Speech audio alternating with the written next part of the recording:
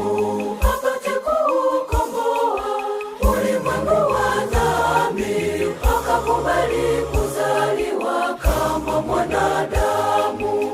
Ni nuru halisi ya